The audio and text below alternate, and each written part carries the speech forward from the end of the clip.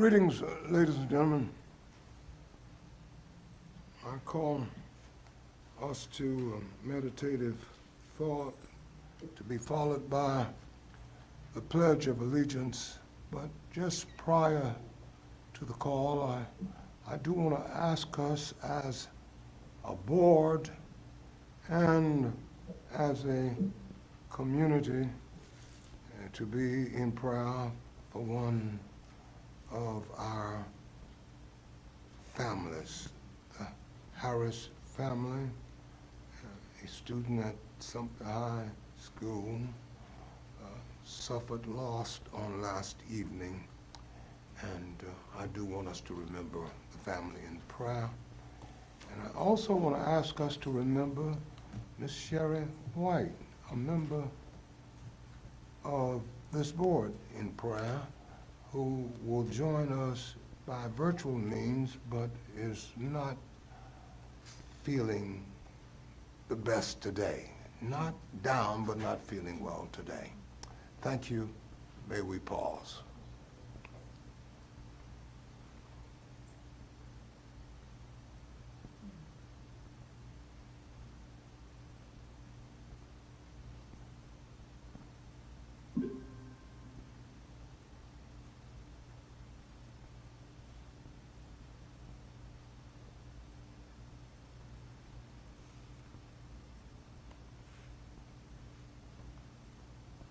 Amen.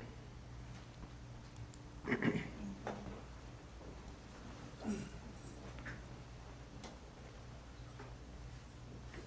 pledge allegiance to the flag of the United States of America and to the republic for which it stands, one nation, under God, indivisible, with liberty and justice for all. Would you say something about Miss Galloway thinking about her too? Yes, yeah.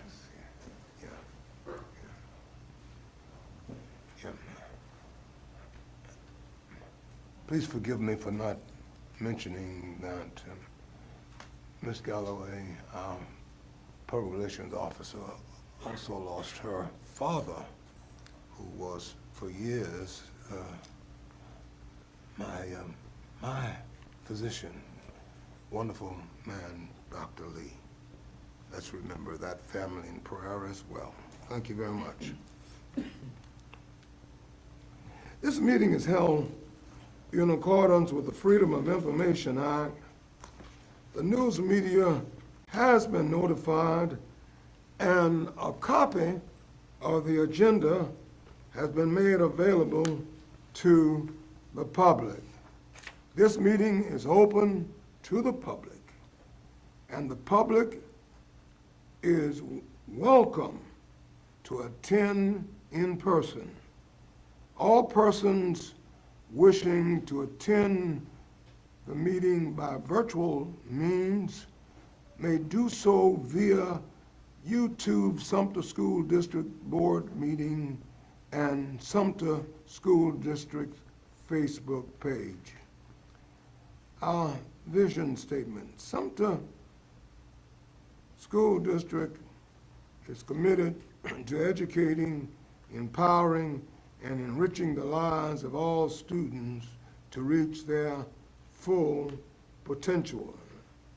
Our mission: Sumter School District is committed to providing a safe, nurturing, and high-quality educational environment that supports diversity and equips students for local and global success.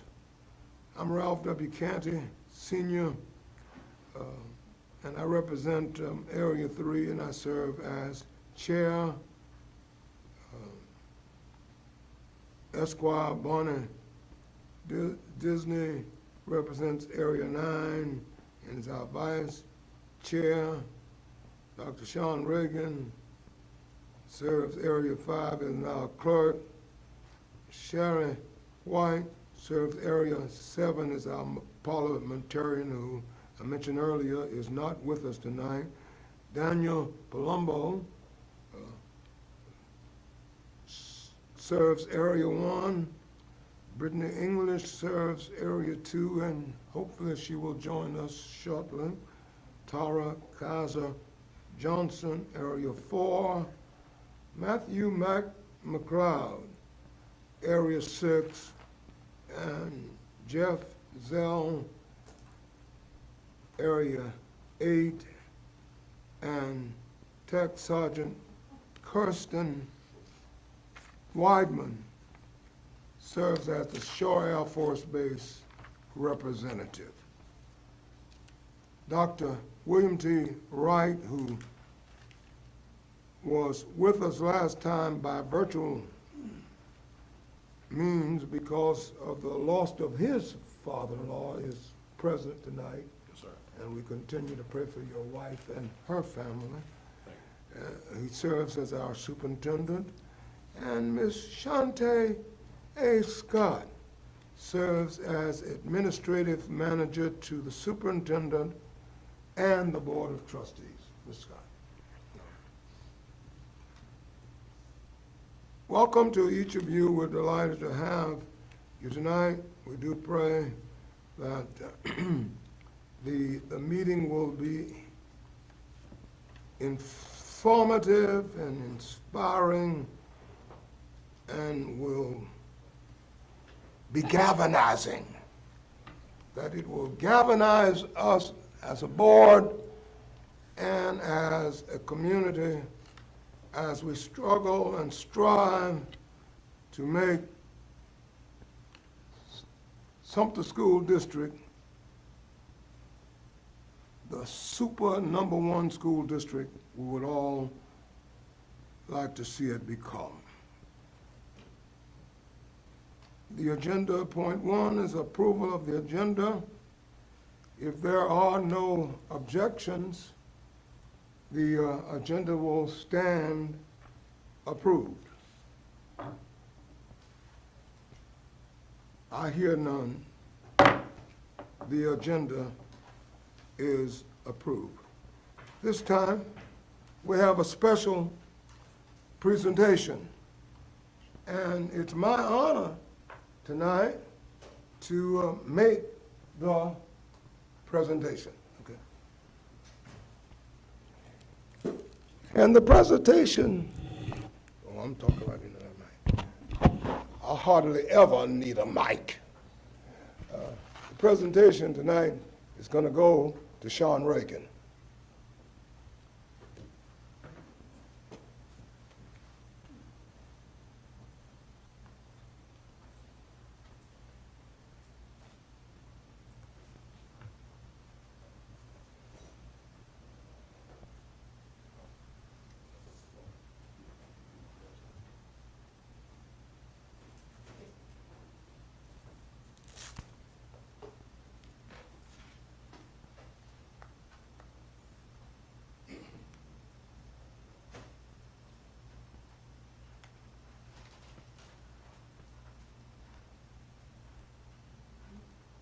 One of the things that we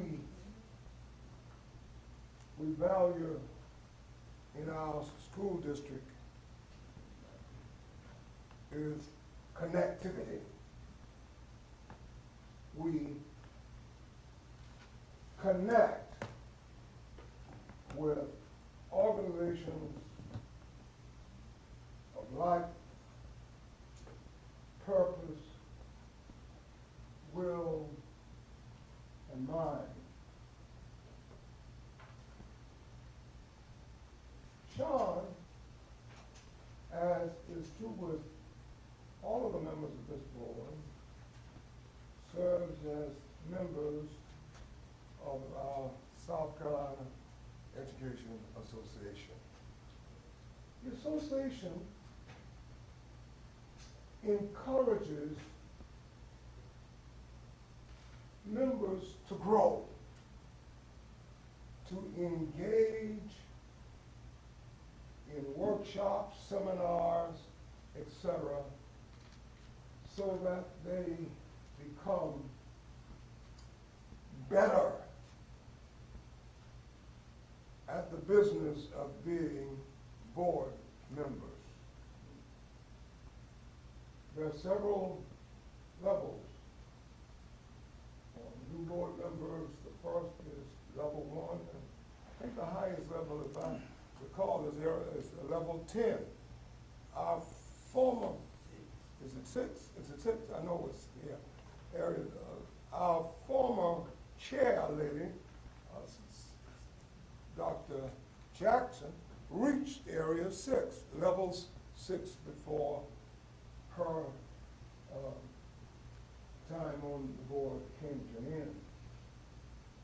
Tonight, we celebrate Sean reaching level 4.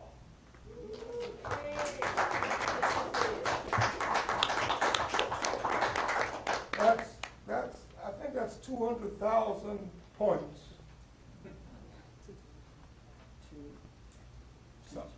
220,000. Well, anyway, it's level 4. Just 2 more to go, and I'm sure he will make that in due season because he attends the sessions and has been a vital member of the organization. So here is your pen.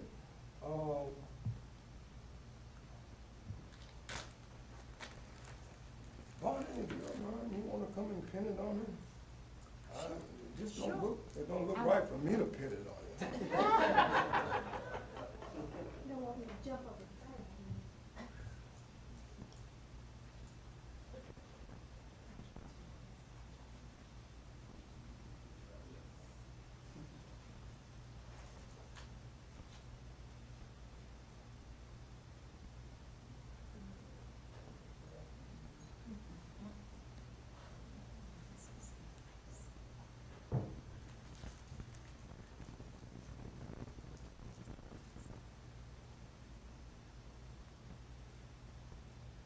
Ms. Disney is the vice chair of our board. That's what I do. Hand on things.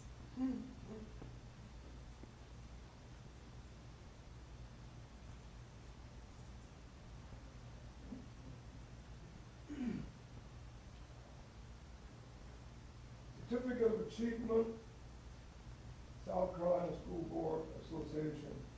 This certificate of achievement is granted to Sean Reagan for reaching level 4 in the Boardmanship Institute training program as a school district trustee in Sumter School District. Congratulations, sir.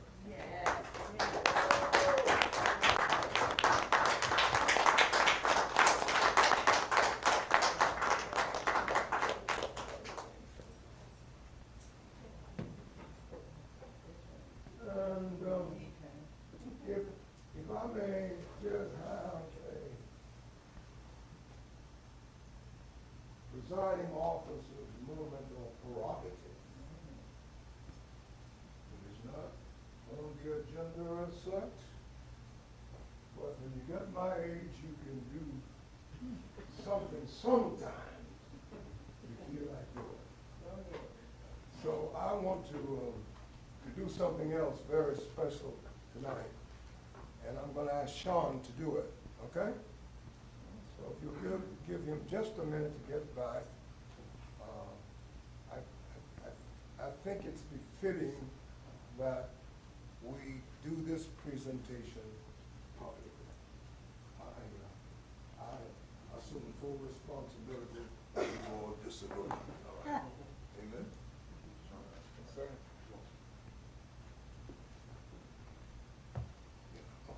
All right.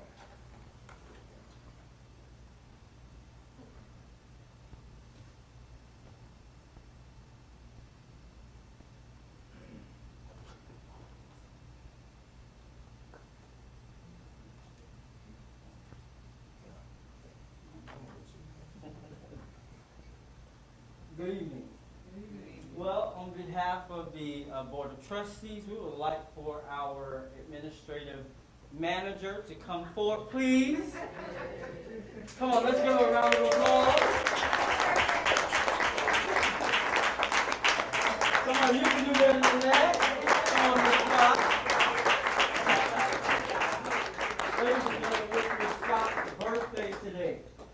So we wanted to show her a little appreciation for all that you do for this board and this district. So thank you so very much, and happy birthday. I guess that don't violate the law.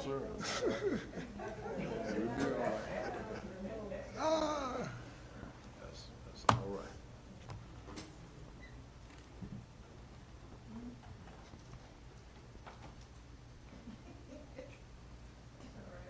okay. Board Communications 3.2. We are delighted to have Mike Gallagher and others with us tonight. I see at least one other tonight, and they will make a presentation tonight on the obligation bonds.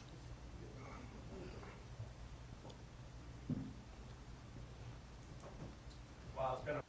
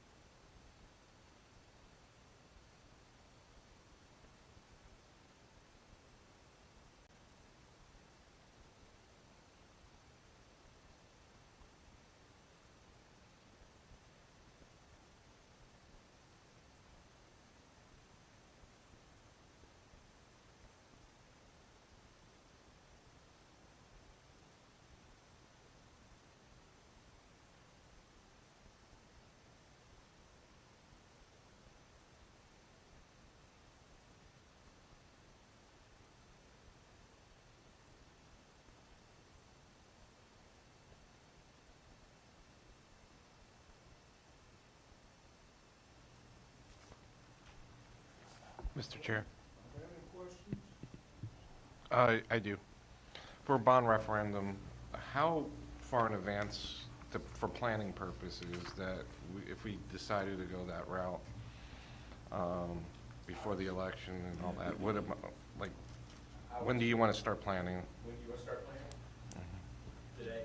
I mean, ideally, you want to give yourself plenty of time. Number one, you want to make sure you have your capital improvement plan in place in your program, and those are projects that, you know, all of y'all are in agreement with, and things that, you know, because if y'all aren't in agreement, there's no way your community's going to be in Correct. agreement. So you want to have your plan together on what you're going to be doing, and then be able to clearly communicate that. You know, I'm running numbers for people that are looking at putting things on the ballot next November. So you're looking, what is that, about? About a year, so if you Year were out. to think about it, you tend to, if you're looking at next November was something you were thinking about, you have to have the question approved by the board in August or so. Okay. So Okay. You would wanna, About almost a year and a half, ideally, yeah, you would want about a year. a year, at least a year. Because you've got certain dates and stuff Mhm. that are in there, that things you need to do as far as the legal process goes, Yeah. and then for all that training. Gotcha. Okay, thank you. Mr. Chair, just a quick question. As far as the debt limit that we carry, is that, and what's, from your knowledge, what's an average or a healthy debt level per revenue, per revenue? What would that look like? I mean, y'all are in a good place. You're really in a good place because you borrow each year. You know, part of it is gonna be driven by what are the needs. And the needs really need to drive the plan. You know, what are the needs of the district, what facility, you know, what needs renovated, what may need to be, you know, rebuilt, I don't know. I'm just a numbers person. Sure. Well, I guess my question, probably more specifically stated, would be, what's our maximum amount of authorized debt that we can carry before it starts to raise flags? That's an excellent question, and part of it depends on if you're looking at referendum debt, or if you're looking, I mean, the debt burden of the district is not excessive, by any stretch of the imagination. You know, Fort Mill, Lexington one, Richland two, their debt, their, you know, amount of debt that they have outstanding is at an elevated level, but part of it's driven by growth. I've got other districts that have a lot of projects because they have to catch up on a lot of capital maintenance items. They have a lot of renovations and things. So I mean, really it's gonna be driven by what are the needs of the district. Thank you very much, appreciate it.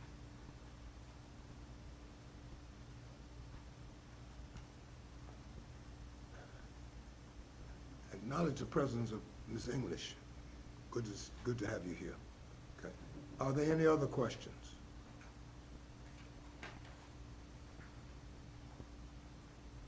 Mr. Superintendent, any questions? Point of clarification, thank you, Mr. Chair. Mr. Gallagher, you talked about a 60 mil debt service requirement for up until 2032. So explain to us, if you will, just briefly, what that means if we reach a decision to build new facilities. What does that do for us? I know what it means, but I want you to explain it to the audience, if you will. I think it goes into two things. You have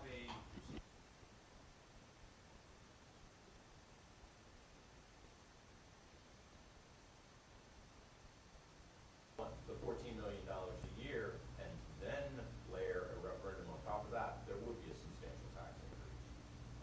If that number were less because you were aggregating those projects all together and getting a lot of it taken care of. With Richland 2, they took a lot of what was maintenance items on their $400 million referendum and pulled all of it together.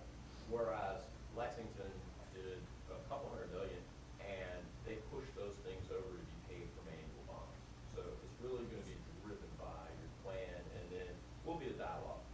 What millage is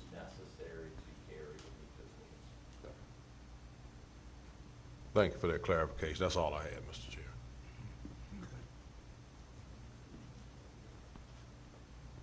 Okay. If there are no further questions, Mike, again, you have done it. We appreciate you guys so very much. I tell you, the years that I've been on the board,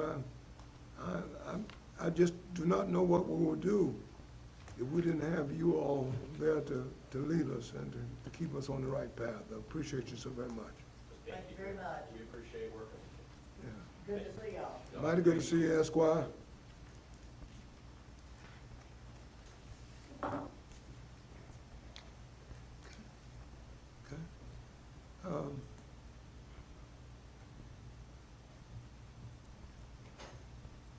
Announcements, I'll start with you. Brother Palumbo, coming this way, please.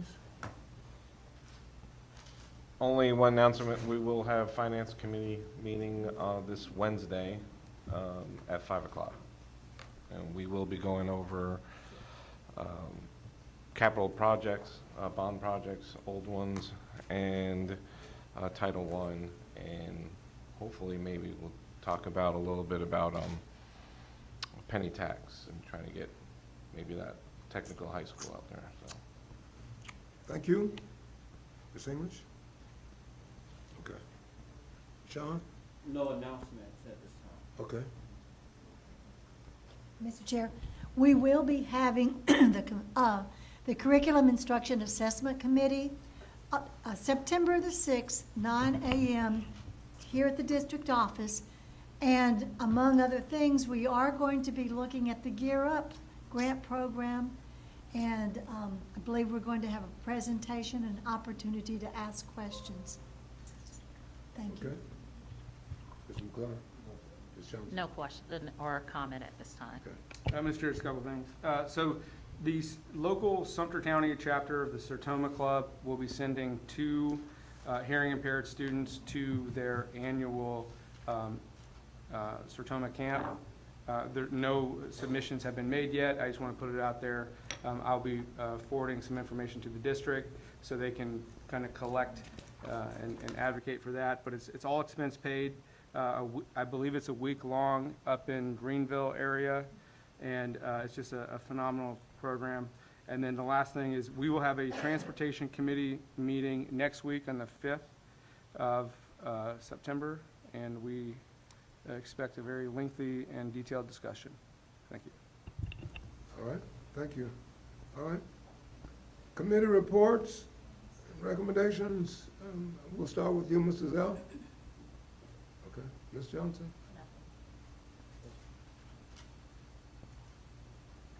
I just gave the committee reports. Yes, sir, Mr. Chair. I don't have a report tonight, but I want to utilize this particular moment to just give a few comments as it relates to the Facilities Committee. And I wrote my comments down, and I want to share it tonight as well. So basically what I want to do is just clarify, just bring some clarity. And as it relates to our committee, which is the Facilities Committee, I want to let everyone know that it's not a mandate that we meet every month, and certainly there is nothing against this committee rescheduling meetings as needed. The committee does not just meet just to meet. We don't have time for that. However, as chair of this committee for the past 3 years, it has always been best practice that we properly assess the information we get with the administrative team here at the district who supplies us with the information to place on the agenda. From there, we go further into having a meeting discussion and then later bring upon a recommendation to the full board.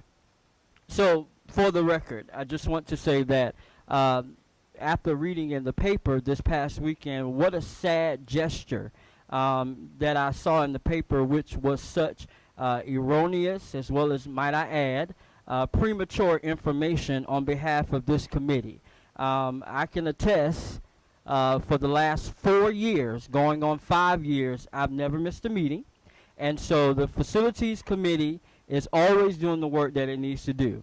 And so I think that it is a a negative situation to place that in the item, and certainly we have a whole lot of positivity going on here in the school district that we can highlight as it relates to our children. And so that just simply helps me to believe that that's just a poor excuse for a journalist and a reporter. So I wanted to bring that to your attention tonight, and nonetheless, our Facilities Committee meeting is scheduled for the 13th of September here at the district office at 6 o'clock p.m. Thank you. Okay, Ms. English?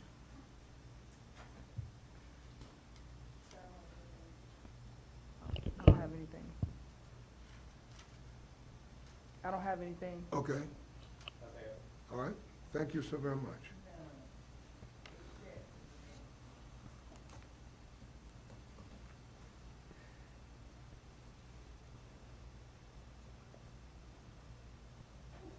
Superintendent report. Mr. Superintendent? Yeah, thank you, Mr. Chair. A point of privilege here. I'd like to do a brief statement if I can, and then we'll get right into the reports for tonight. We are already getting calls and inquiries about the impending weather that's out in the Atlantic Ocean. Just as always, we consistently monitor that information. We have a team of folks that work diligently to make sure that that work happens. We will be as proactive and forthcoming with making decisions about the weather and how it impacts us. Just before I spoke, Mr. Chair and members of the Board of Trustees, I was looking to see kind of where we are. We'll continue to monitor those situations. I grew up in the state of North Carolina, so we know what can happen this time of year with hurricane weather and so forth and so on. So we're going to do everything that we can. Want to make sure that people are understanding that that work is being done, and we are not ignoring the situation at all. We just want to make sure that the decisions that we make are factual. So, and I'll make sure that the Board of Trustees is informed right away once we know a little bit more than we do right now. I think we've had folks in contact with the weather folks already today, local weather folks. While I'm up, item 4.1 under the superintendent's report is a report about the salary study. Back in July, there were several of us that met with Dr. Campbell, who is our representative for the company MAG, M-A-G, that is presenting the information tonight. We agreed upon tonight as being the date in which the information was presented. Dr. Campbell is not present tonight. However, we will be joined by Dr. Don Long, who is going to present virtually tonight. But this meeting has been on the books. I just want everybody to know since July when we made this decision to have it done. Anyway, Dr. Long.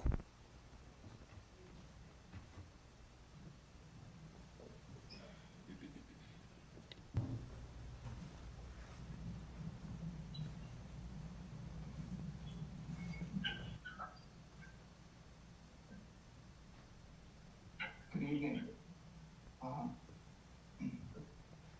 I've been listening to your meeting this evening and appreciate the opportunity to present information to you. Shante, I had sent PowerPoint. I don't know if you have it available or could be put on the screen. Looks like we have it ready to go.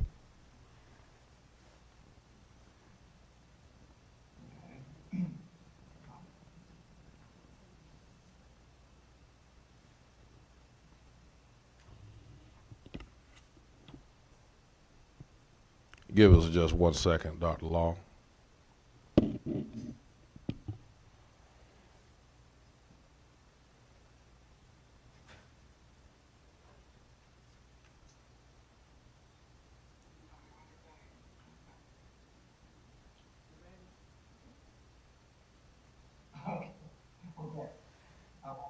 Okay. thanks to everyone on the board for taking the time this evening to enable us to make a presentation. Management Advisory Group is a consulting firm that we have the pleasure of working with many communities across the country. We've done over 500 studies like this. I personally have overseen over 300 similar studies, and we work for cities, counties, and school districts all over the country. This presentation will just take a few minutes, and I'd be happy to answer any questions that you might have. Your report was 261 pages, so I'm going to boil it down to just a few here. 11 slides. So the first slide, I'd like to talk real quickly about the study goals and objectives. The goal is to perform a compensation classification study for all the designated school district positions. Our purpose was to compare compensation levels to your relevant labor markets and your competitors. We want to make sure that the district is competitive with other districts and other employers in the area so that you can recruit and retain qualified employees. We want to ensure that the positions that are performing similar work are classified and leveled at the proper level based on complexity, responsibility, and knowledge, and so forth. I would note that the study is not to evaluate an employee's individual performance, rather to look at the duties and responsibilities of each of the job classes and job titles so that they can be properly classified within the pay structure. Our purpose then became to develop a competitive classification and compensation structure for all the classes. The study included over 1,100 positions for the non-instructional. There was also a recommended teacher schedule that I'll get to in just a minute or two. Part of the project also included reviewing the organizational structure and proposed some opportunities for possible improvement there. So, wanted to give, I don't know if you can, Shantae, put this on the screen, just the next slide, slide number 3, that gives a kind of an overview of the overall process. And what I would like to communicate here is that in doing a study like this, we balance what we call internal equity and external equity. Internal being how the positions relate to one another within the structure, and external being how you relate to your market. So what we did is capture job information, had meetings, we did a market review, market survey, we developed salary schedules, we've made some calculations that are noted in the report.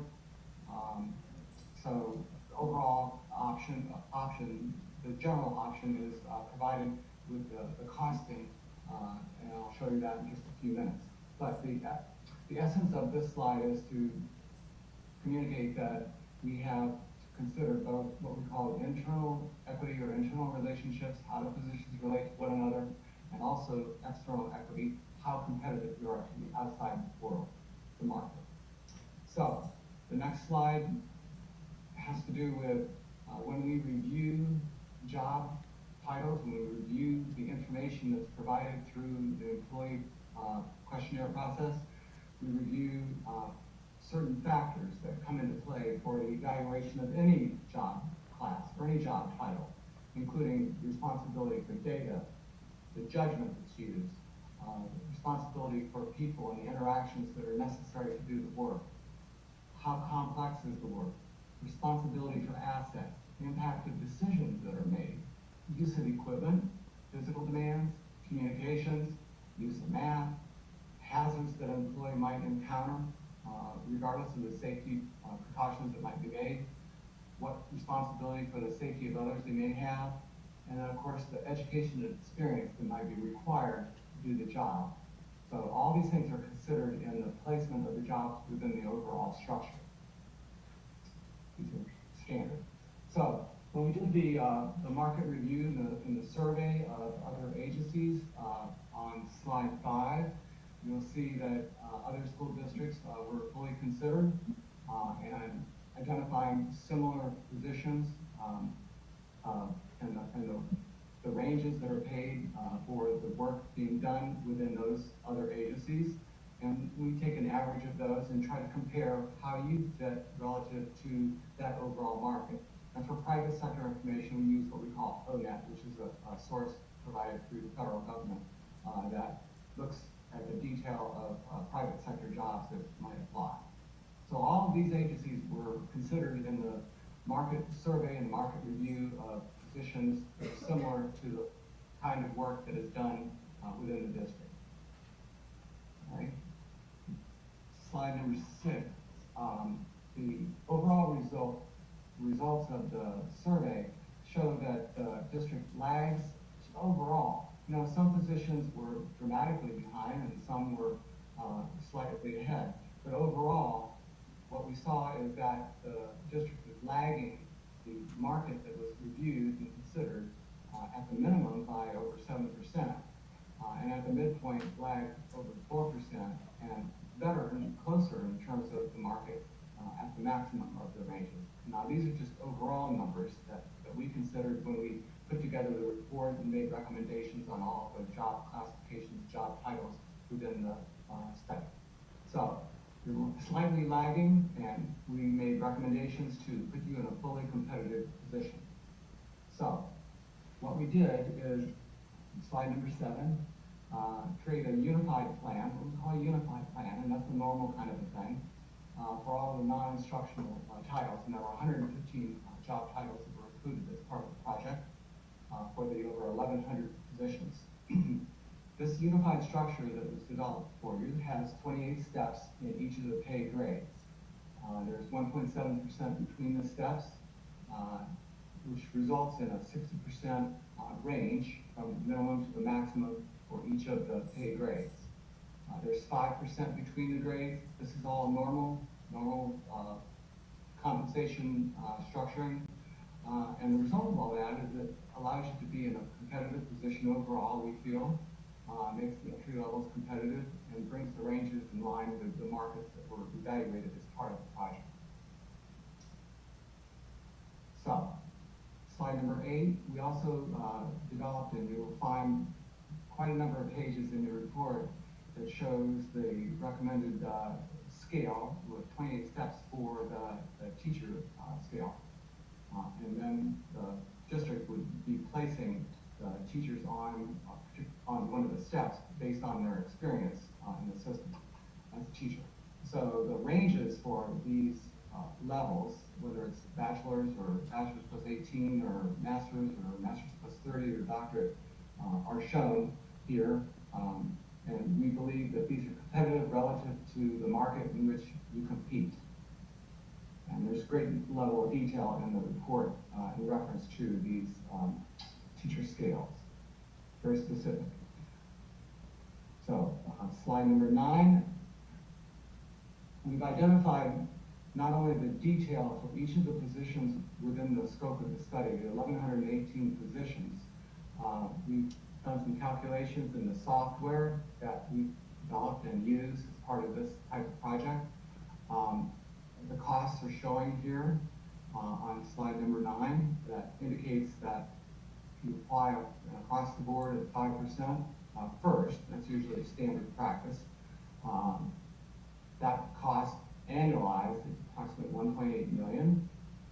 Then what we do in the software is calculate, is there anybody remaining that would need to be adjusted in order to get at least to the minimum of the recommended pay range? And there are 393 positions that would be in that situation, and that's an annualized cost of $1.2 million or so. Then, because of the step structure, we are asking or suggesting that person being placed on the next step for 1,000 positions would be an annualized cost of $336,000 a year. It's an annualized cost. So the total implementation cost on an annualized basis here in the report that's been developed and presented for you is slightly over $3.4 million. And the number of people that would be impacted or adjusted in this project would be 1,069. There are a few people that wouldn't be because I believe they're beyond the recommended maximum. So, they wouldn't have adjusted in this set of recommendations. the change in total payroll for all the included positions is 8.54% of the base salaries. So that's just a summarized slide of very detailed information that's provided in your report. Summarizes it, and the overall implementation cost for this compensation study is approximately $3.4 million annualized, and 8.54% of the base salaries for positions within the scope of the study. So, in addition to this, we were asked to look at the organization and the structure, and we have some organization observations on slide number 10 that we compared our staffing levels to the peer districts that I noted for you in an earlier slide, and we concluded that in terms of the number of leadership positions that the district has relative to others, you're the most lean of all of those that were compared to for the leadership positions that are indicated as leader positions. So you're lean in that regard. When we look at the overall central office support staff positions, you're slightly higher than the average, not inordinately in a number, but slightly higher in terms of the number of central office support staff. So there's a lot of detail in there that is in reference to all that discussion, those 2 points. I wanted to highlight just a few of the staffing recommendations, suggesting that there be established an additional chief of schools so that the principals could report up through those 2 positions rather than 1. It's a normal kind of practice that we're suggesting. In terms of curriculum coordinators, we felt that we were a bit shy in terms of that position. We felt that there should be an additional 7 positions established of curriculum coordinators.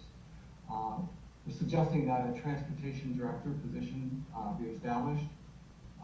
And also, we looked at the number of school social workers and psychologists, and relative to your peers, you're shy in those numbers as well. We don't know the exact number, but we'd like you to take a closer look at those positions and make a determination. We believe that there should be additional positions added in that area as well. So those are the overall organization observations, and there's quite a bit of information there, and I don't want to take all your time tonight to go into that level of detail, but these are the primary ones that have to do with the staffing recommendations.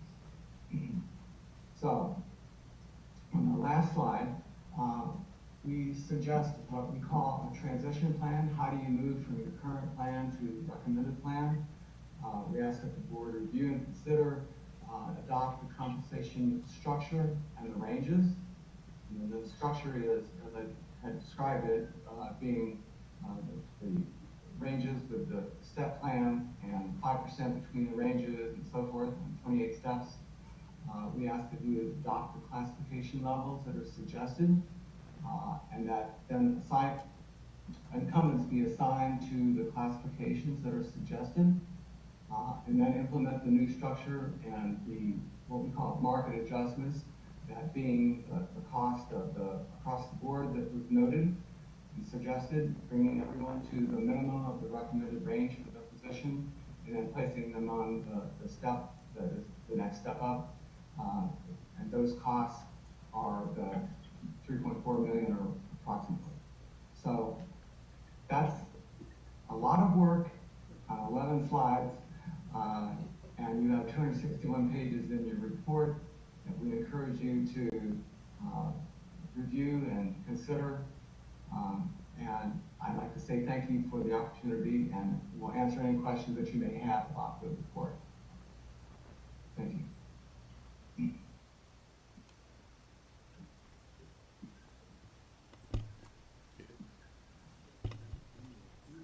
Okay.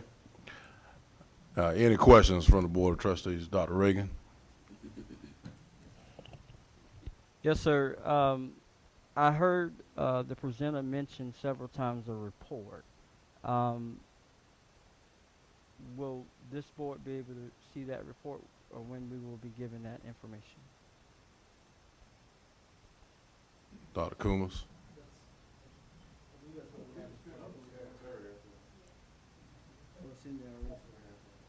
It's in there, yeah. Okay. Dr. Ray, I got a couple questions. Go right ahead. When you were talking sir, when you were talking about, it's kind of on the same, you have the maximum that was somebody's getting paid over the recommendation. Do you know what positions that they, or in the district that they're talking about? Dr. Long, they're asking a question. Did you hear that question? Yes, but I don't know exactly, I can't answer that question off the top of my head. There were just very few people that Right. did not receive assessments under the calculations that were made in the software. It's very minor, and the reason that it wouldn't is because they were over the recommended maximum. And typically, that would be standard practice, best practice, to not go beyond the maximum established for the position.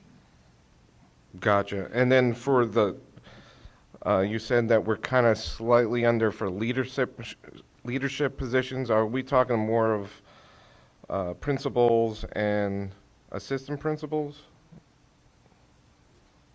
No, these are the superintendent and the top, executive director and director type positions. Oh, That would be district-wide leadership, Mr. Palumbo. The answer to the other question is there's a lot of detail in that report. Mhm. You'll be able to see kind of clearly what's I there. started reading, Yes, it sir. was like, yeah. Yes, sir. And that really answers my questions. Thank you. Mr. Superintendent, I have just a couple of questions. Yes, sir. First, I think a lot of the answers, Mr. Palumbo, is kind of directed at you. A lot of the answers that we're going to get are in this report. This is a topical, brand new to us. We're going to have to absorb this, piecemeal, parcel it out.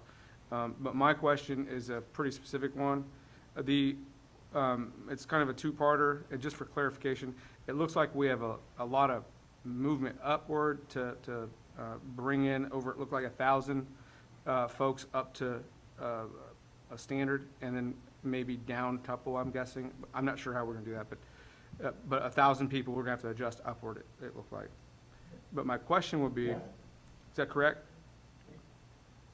Yes. Okay, all right. The actual question is, as far as the organizational observations, were those positions, and I appreciate that because I think that there's certain key positions in there that I find just right off the bat, I think, if this board adopts this, to be very useful, such as a transportation coordinator position. But overall, my question is are those positions calculated in that total cost, or is that a separate cost? And do we, Those positions are separate. okay, and do we know that number, what that would look like? If we created all those new positions and filled them, what that would cost in an annualized amount?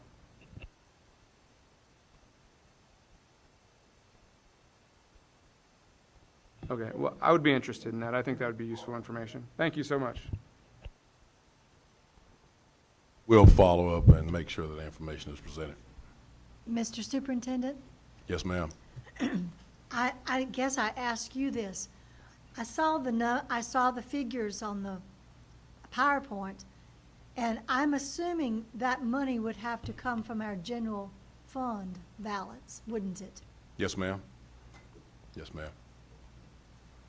And the new positions and the salary for them? Yes, ma'am. The majority of the things that we have recommended would have to come from general fund because there's not different funding structures to be able to. This is right sizing us, if I can say it that way, with the market that we're currently in. As Dr. Long stated in the presentation, same thing I've been saying for the last 14 months, we are behind. We're behind. And if I may touch on a sore subject, perhaps next year if we ask for a millage increase, perhaps this might be one of the reasons we would need it. Yes, ma'am, Madam Vice Chair, that is absolutely accurate. Mr. Superintendent, just one last question, and I'm not sure how much time you've had to absorb this. But have you had it this much, how long, if you don't mind me asking? It has been in my possession for a couple of weeks. Okay. Yes, sir. And not to get too far into it, I guess, for topically, what's your feelings on this? I think it is, thank you for asking that question, Mr. Zell. I think it is absolutely necessary that we find a way to implement these changes. Mr. Superintendent, Ma'am? may I Yes, ask ma'am. one more? How would we implement it? Do you just boom, all of a sudden everything is increased at one time? So people won't get upset and say, well, that department was taken care of, but Wow. In the best case scenario, once the board approves the adjustment, typically pay increases are implemented of this magnitude all at the same time. We would have to, of course, confer with the finance department to see how quickly that work could be done. There's some human resources work that would need to be done. So what I think we have to be careful about is if the board approves it tonight, we probably can't get it done by next payroll. But certainly the recommendation would be to do it all at once because this is an all-inclusive kind of thing here. Yes, ma'am. Thank you for that question.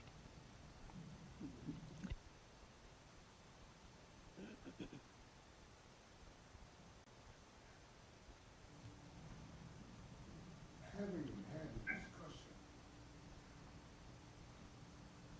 and having had the report for a couple of weeks,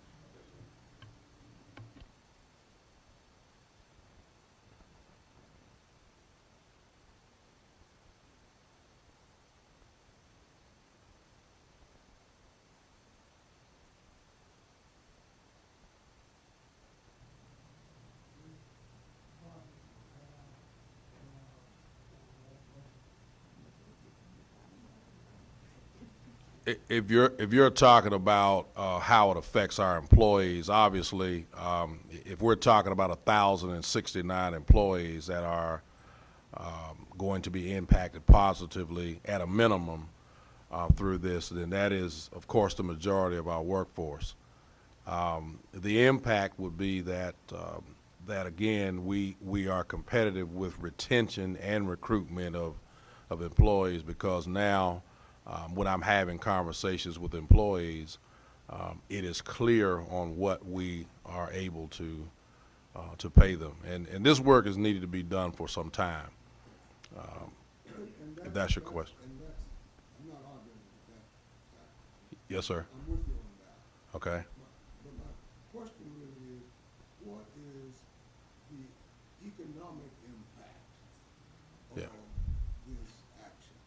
In other words, if we're able to do it for X Right. number of employees, taking into consideration the dollars that are be Right. required, what would be the financial bottom line for the district to do that? Dr. Long, can you point us to that slide? You had that information and you shared it with us. I know the number is in my head, but I want you to give us that information from the slide.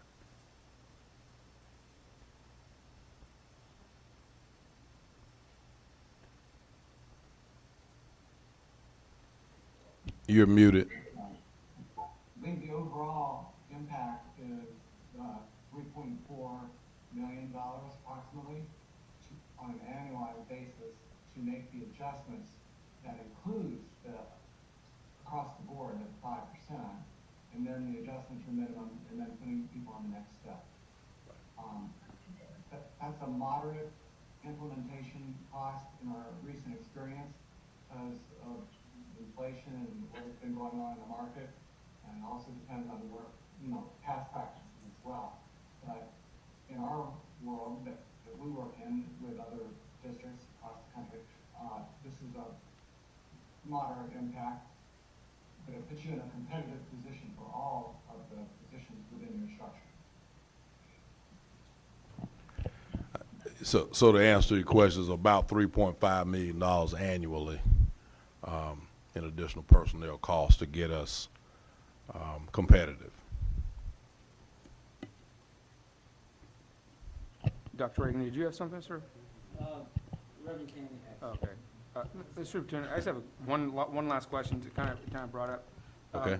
As far as an HR perspective, as hiring, what will this do as far as, will our HR director have something to point at, a chart and say, okay, you meet all these criteria, this is what your starting pay would be, not one of those old school, slide in the paperwork and open it up and see what the dollar amount is. But this should take a lot of ambiguity out of the system. Yes, sir. When I came here 14 months ago, that was one of the things that I noticed immediately, is that we had an antiquated, that's not the word I really want to use, system regarding how we figured salaries. It was ambiguous. That's probably a better word. This will take the ambiguity out of it because there are clear-cut scales across the board in terms of how we hire and who we hire and how much that money, how much that salary is. So that's the large premise in addition to getting us competitive. Yes, sir.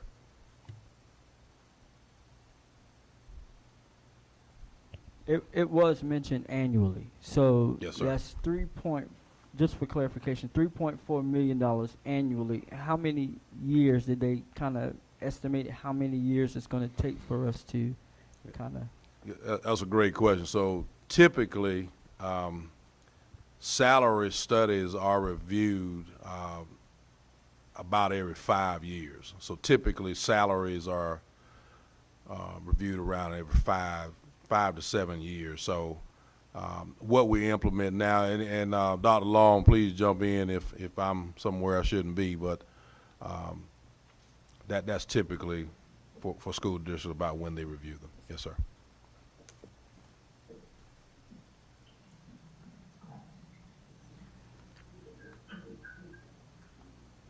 Dr. Wright, Yes, ma'am.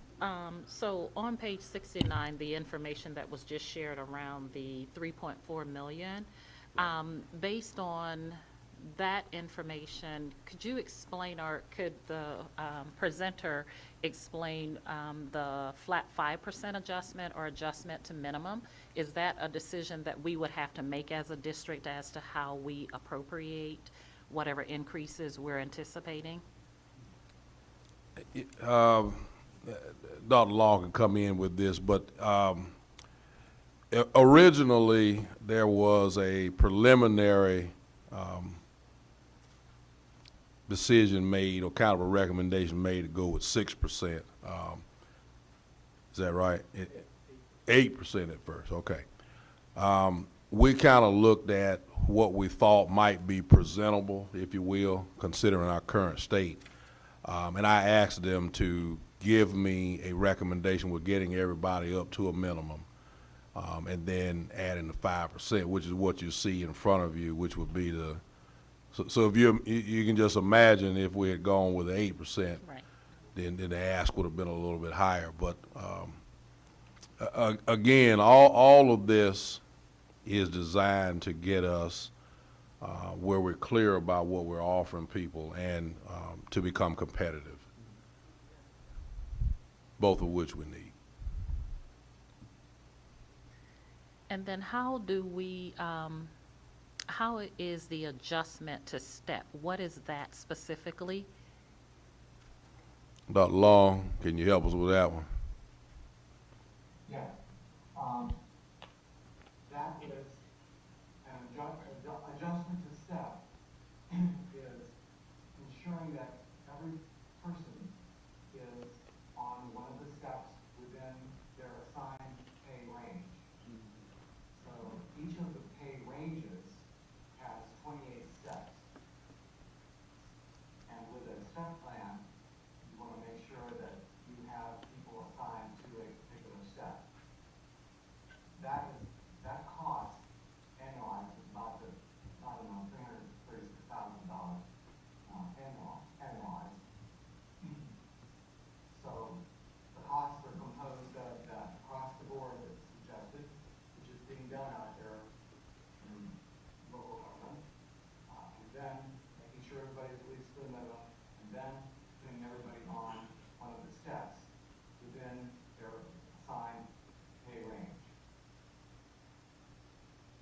Thank you.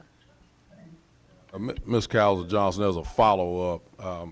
There are many people in the district as it currently stands whose agreed upon pay amount is below what would be considered to be a step. So part of it is to try to get them to a step scale that then shows incremental increases over the years. So, I mean, that's probably the easiest way to describe it. Mr. Superintendent?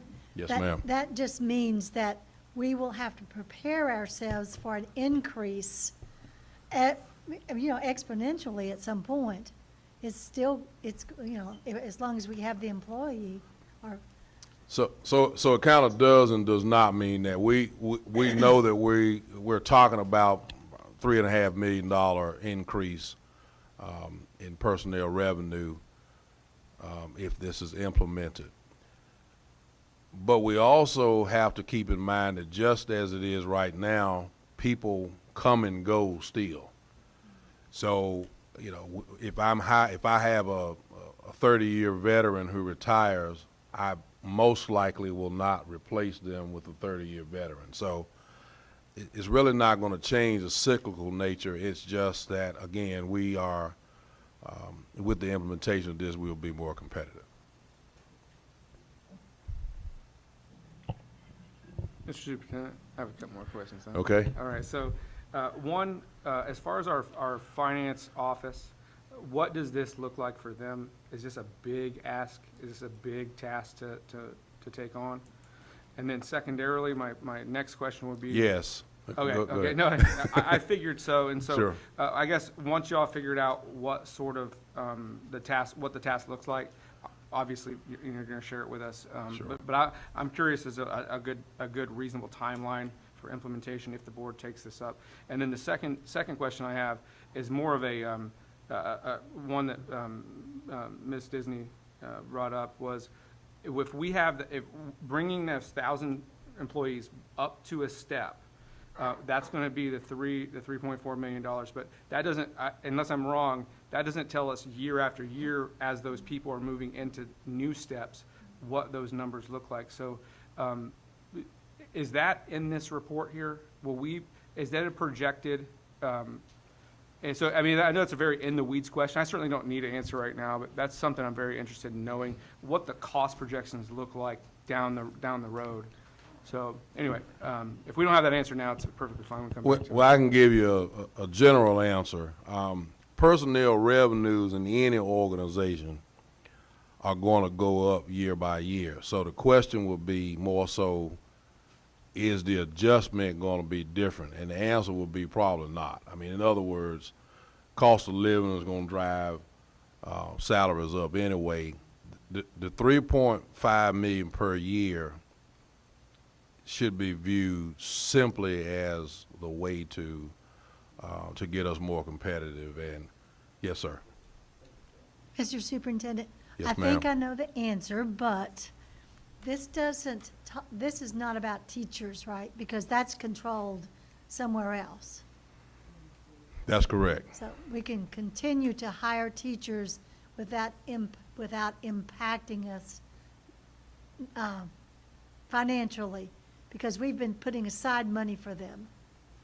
Yes, ma'am. And the way the state of South Carolina is set up, teacher salaries and raises and all of that are state driven. So where we run into challenges is when teacher raises are given, just like we have right now, and school-based administrator raises are not given by the state. So we have some scenarios right now, to be honest with you, where prior to this recommendation and approval, hopefully, where assistant principals have to make a choice.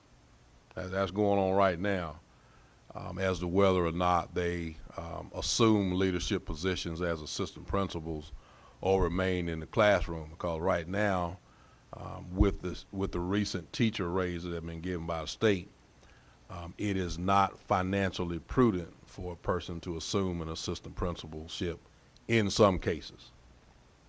So that's one of the kind of problems, Madam Vice Chair, and the rest of the board that we run into sometimes. Mr. Superintendent, this is Sherry. I have a question. Yes, ma'am. And actually, I guess it should be directed, to the presenter. Thank you for being with us. I'm sorry I could not be there. But I'm back on that page.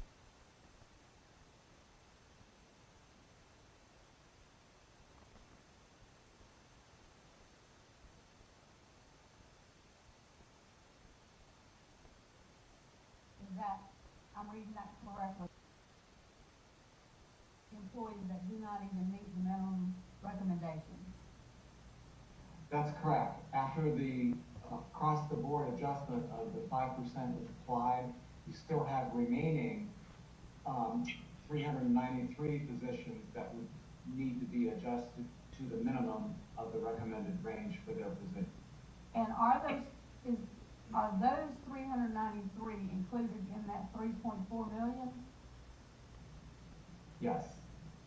Okay, thank you. And my second question is, there is one that says no adjustment and it's 49. Does that mean that we have 49 employees that either are in their range where it's appropriate or they are over?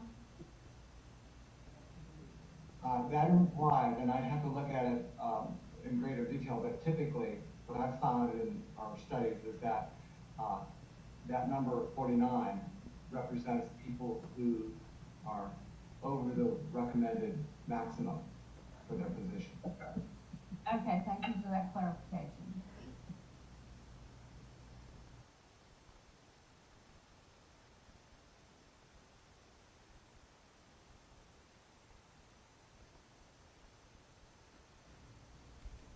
Any other questions?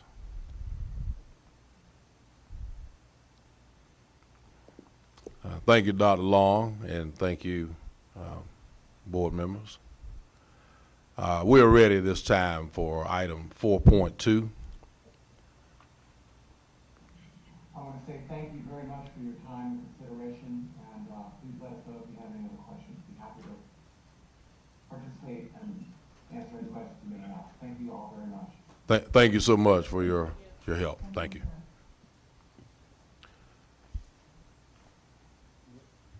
Yes, sir.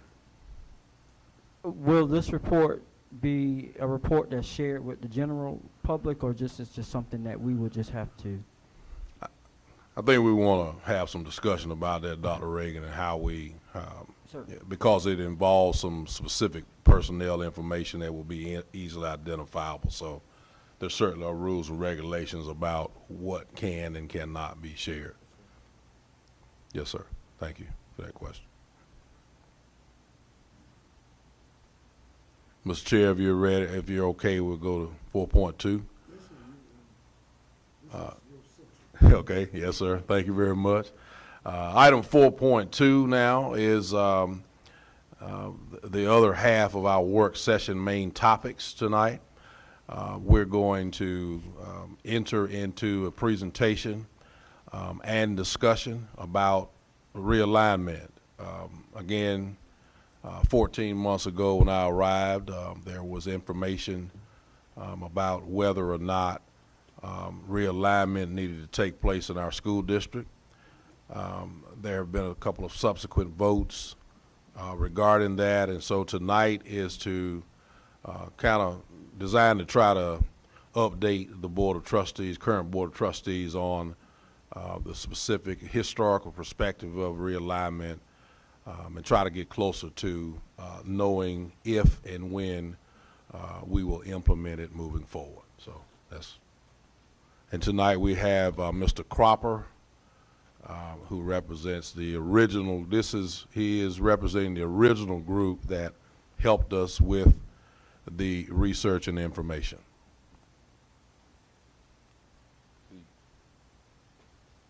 Is he on? Can you guys hear me okay? Yes, sir, we can. Thank you. Thank you for being here. Yes, sir. Thank you for the opportunity to present to you tonight. My name is Matthew Cropper with Cropper GIS Consulting, And as you mentioned, we were the firm who worked with the school district and their committee to evaluate the boundaries within the school district and develop a realignment study back in 2021. The recommendations of the committee were made to the board in March 2022. And I should note that all of the information had been looking back at your webpage. All the information regarding the recommendation is still posted on the school district's website. And so all of the information that I'm sharing tonight is available as well, as it was also shared publicly through the course of the study. So I'm going to get right into it. What I'm here to do tonight is just to give you an overview, a recap of that study and the recommendations that were made. I should note that when it was all said and done, the school board voted and approved option 4, which is one of the 2 options that was presented to the board for a recommendation. And so option 4 is the plan that was approved by the board, but it has not been implemented yet. So if I could just, I'm just going to skip ahead to slide 4, just to talk a little bit about us and Cropper GIS Consulting. This is our business, the type of work we do all across the United States. We do a lot of realignment work and work with schools and communities to try to help establish changes in boundaries in a diplomatic and fair and equitable manner. If you go to the next slide, 5, you can see just a list of some of the schools that we have worked with, and we work with probably 20 or 30 different school districts every year. A lot of them are districts of all sizes, from 3,000 all the way up to 120,000 students. And so we bring a lot to the table on expertise and what other school districts have done to address challenges as it relates to this. And we also bring technology and being able to develop estimates in an accurate and efficient manner. So if you, let's just go to slide 8 if we could. And the real rationale for in getting into a realignment study back when we first did this was just a little bit of history. In 2011, the district, the county, and the city were 2 separate. Prior to 2011, they were 2 separate school districts. In 2011, the district consolidated. It was consolidated from the city and the county district were consolidated into one single school district to serve all the children in all of Sumter County. But the issue is that since then, the attendance areas had never been looked at holistically to try to develop an attendance boundary model that incorporated both the city and the county. And so still as it exists, you have a city-based system and then a county-based system. And that creates some inefficiencies, especially as you look at high schools and middle schools where zones in the county wrap around the city. And we were looking at ways to provide some efficiency as it relates to transportation, as well as looking at other factors as it relates to best practices with realignment. So we did look at all 3 levels, elementary, middle, and high school, and looking at developing a feeder pattern system or a set of boundaries that looked at the school, the county, and the city in totality, and tried to figure out what was the most efficient model for all the children in Sumter County. If you look at slide 10, let's go to slide 11 if we could. We did have a set of criteria that we followed, and these are basically rules to follow when moving boundary lines. And so we worked with the committee and oriented them on these criteria. And the best plan would be one that would touch on these criteria and try to adhere to these criteria as best as possible. So if you go to slide 12, you can see there's things like balancing utilization, being mindful of future growth, and also trying to get students as close to their home as possible. Slide 13, you can see looking at busing efficiencies and transportation, trying to make things as efficient as possible to reduce costs for transportation. And then also looking at feeder pattern continuity in the progression of an elementary school to a middle school and trying to make sure that that was efficient. And then from a middle school to a high school and trying to make sure that there was a balanced split if a school got split from elementary to middle, and that it wasn't just a small percentage of kids going from one elementary to middle and then say 95% of the rest of the school goes to a different middle school. Trying to keep those feeder patterns consistent and efficient. Look at slide 14, you can see that there was basically a legacy enrollment provision, and this is basically also referred to as grandfathering. It's basically allowing students who are in the final year of their school at any particular level to stay there, provided that they get their own transportation. So any student who's coming into the 5th grade, when the year this is implemented, or the 8th or the 12th grade, can stay at their existing school. They don't have to move, but they do have to take care of their own transportation. We were looking at minimizing, doing this while moving as few students as possible, and then also being mindful of the demographics of the schools and trying to look at, compare the demographics of the schools as it relates to the demographics of the whole school community, and trying to make sure that, if at all possible, making sure that any of our decisions and realignment work didn't create any further imbalances in demographics. Looking at slide 15, trying to make everything contiguous, so not creating satellite zones.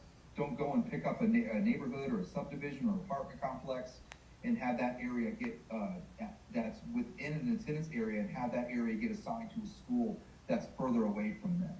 And then use all major geographic features, roads, rivers, railroads, and those types of things as whenever feasible to define the lines for moving boundaries. You go to slide 17, you can see that we did have a pretty extensive timeline. We started in July 2021, and we worked through the course of that year and into 2022. And if you look at slide 18, you can see that extends all the way into March 2022 when the presentation recommendations was made to the board. We had also a series of public information sessions that you can see on the slide, and those were intended to share maps with the public and solicit feedback from them and get their input. And that was done in between different committee meetings as the committee kept on doing their work and evaluating options. So if you look at slide 19, you can see that the committee met several times and spent many hours working through this. This was a group of committee members, people from all over the community, all over the county were on the committee giving us input and helping to give insights on maps and evaluate maps as we were working through it. There were 8 different variations of maps that were worked through that led up to the final recommendation. If you go to the slide 21, you can see that we also really value public input and public participation. So we gave all the materials that were shared with the public, with the committee, were made available to the public on a realignment website. And there was also ways that the public could give us comments at any time, and we were studying those comments through the whole course of the study. We received hundreds of comments through this course of the study through that comment form.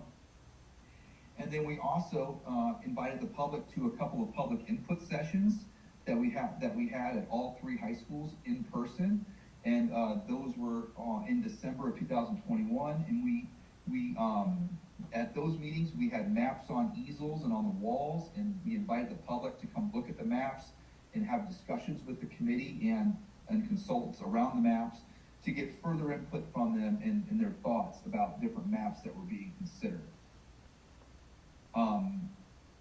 If you go to,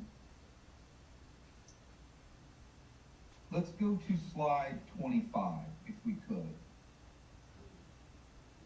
So slide 25, I'm just going to skip option 3 and just focus more on the recommendation of the maps that were approved for the benefit of time and for efficiency. So you can see on slide 25, it shows the elementary map that was approved by the board. And when you look at this map, And I certainly don't expect you to know and understand all of this information because there's a lot of detail in this presentation.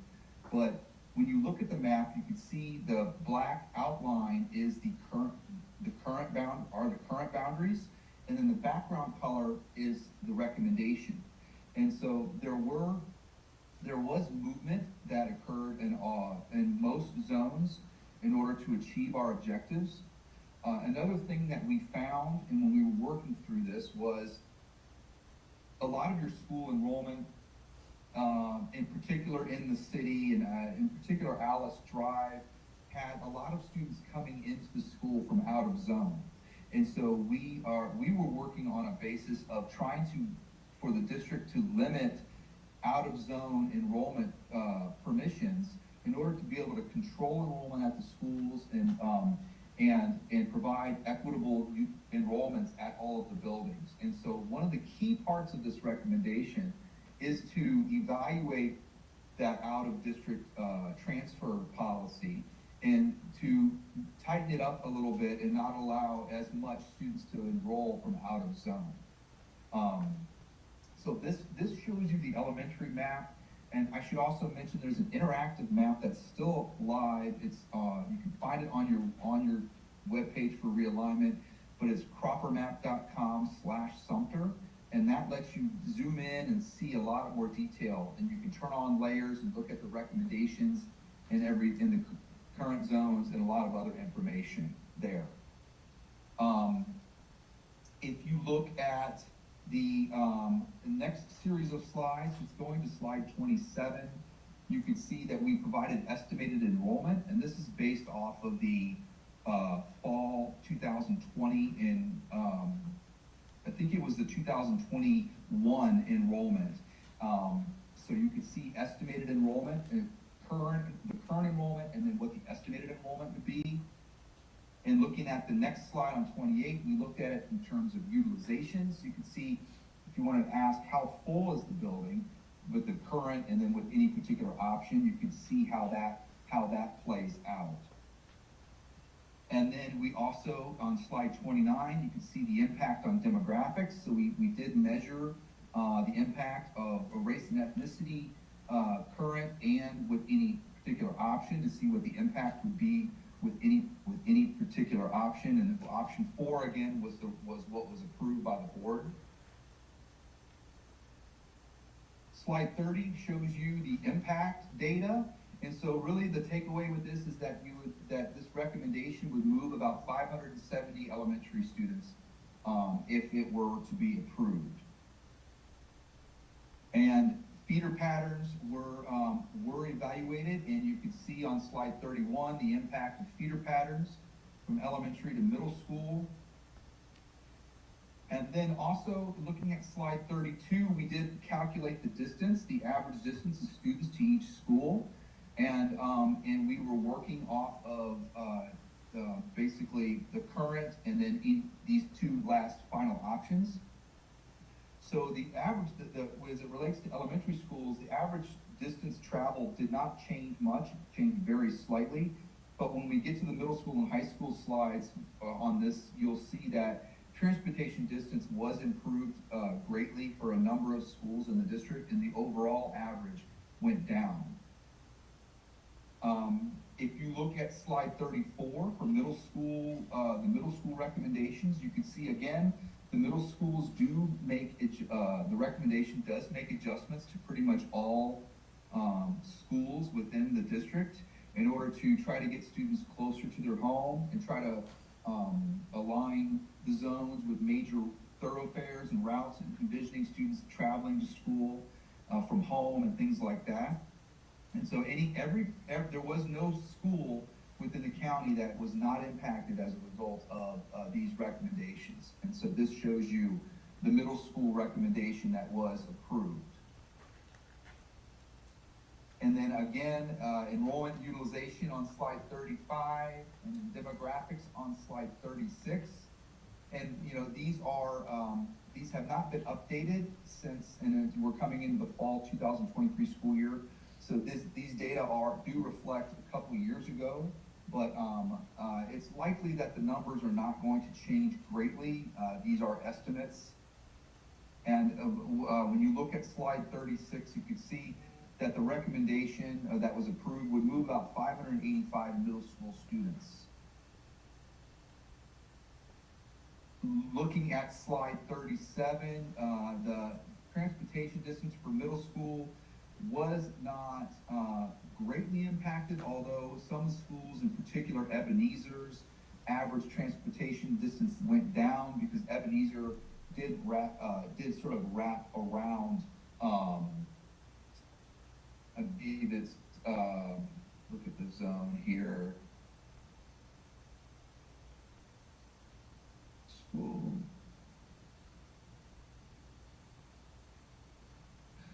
It wrapped around Hillcrest a little bit, and we cut that off so that Rafting Creek would feed into Hillcrest more cleanly instead of wrapping around to go to Ebenezer Middle School. And so there were some gives and takes with the transportation efficiency with middle school, but overall it was an improvement on transportation distance when you look at it as a whole. And then looking at slide 39, you can see the high school recommendation that was approved, and you'll see that we did look at a lot of different configurations for high school. One of the things in particular was Crestwood wrapped around the whole northern part of the county. And at first we were looking at scenarios where we took that far western side and sent that to Sumter, because we thought that maybe it would be closer for them to get to Sumter than Crestwood. But after getting input from the committee and the public, and also being there and driving around the area, we realized that it wasn't much quicker. It's about the same distance and time for students in that far northwestern part of the county to get to Crestwood as it would to Sumter. So we did not, so the recommendation did not include that move. But you'll see that Sumter High School in the center of the city does pick up more of the western part of the county.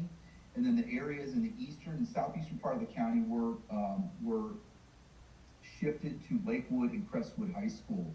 And Lakewood also lost some area to Sumter, but they picked up some area to Crestwood. So there was a sort of a domino effect in order to get to achieve a balance of utilization and all the other criteria that we evaluated. And looking at again, slide 40 is just the estimated enrollment and utilization. And we did provide a balance of utilization, and especially as you compare it to the district total. Sumter High School was running high at 2,300 students. We brought that down to under 2,000, and then that helped bring up enrollment at some of the other schools.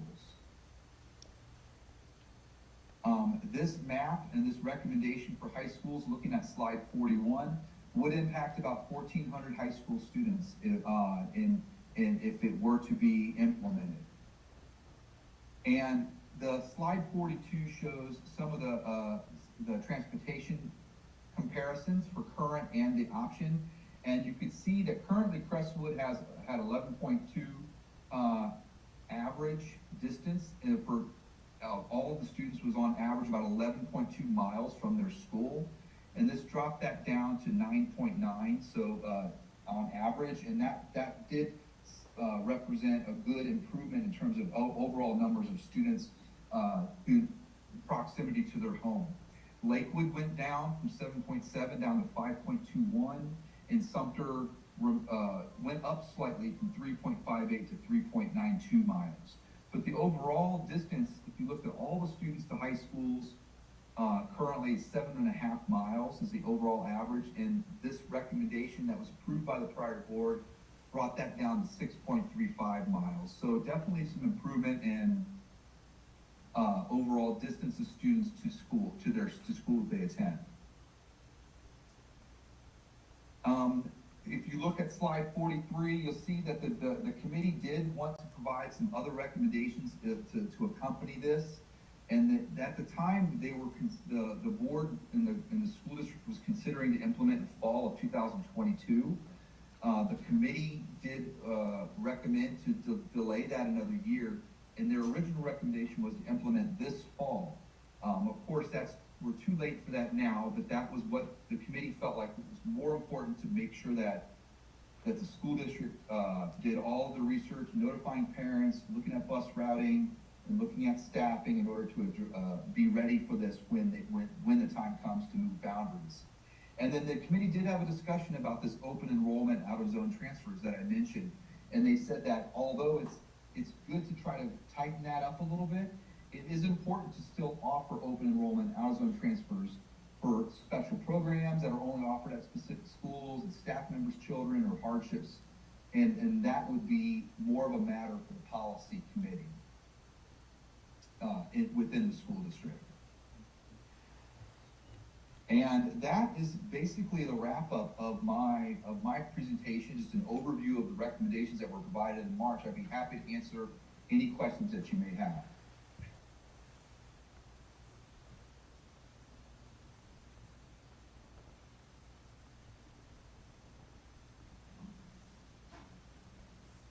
Dr. Wright? Yes, sir. I do have a question. Sir, what's your success rate with the other districts? What problems and for your company and the success rate of implementation that you guys have? We've been doing this with Proper GIS Consulting's been doing this since 2005, and we've done, I would say, almost getting up to triple digits number of the schools that we've worked with on this. We have never had any problems with zones not, the estimates coming far off from what we have estimated. Of course, numbers change and numbers of students do fluctuate, and so those estimates are really planning numbers. But overall, if things get implemented the way that we have estimated and we have proposed, they should come in close to what we have estimated in our presentation. Thank you. Also, with pitfalls of other districts, when they did implement their plans, what's a typical pitfall that they usually run into? Well, one of the things I'd say is it's definitely important not to rush into one of these. As you can see, there's a lot of impact to the community and to schools. And so it's important to do, I would say that the challenges have really come up that I've seen where school districts have the board approve a plan, say in April or May, and then they try to implement that upcoming fall. I think that's too aggressive, and it really puts a lot of strain on the resources of the district to look at bus routing and staffing. So I would say that the timing of implementation is most important, I would say, for the board to approve a plan in December, January, so that you have that next year to work through all those logistics to get something implemented correctly. And that kind of answers my other question. But leads into another question. Do you have what it is a template for a project manager to implement this project, if we approve it, with different phases and deadlines that you want to have in place for our district? We have worked with districts to figure out how to phase in realignment plans. We give guidance to school districts on things to consider as they work through it. The district usually works with their transportation vendor to look at routing, but we always work with the district to give them information such as lists of students who would be impacted so that they can help with notifications to families, and then also estimates of grade levels so that they can work with staffing. So we help support the district through implementation if that's something that they are requesting or something that they need help with.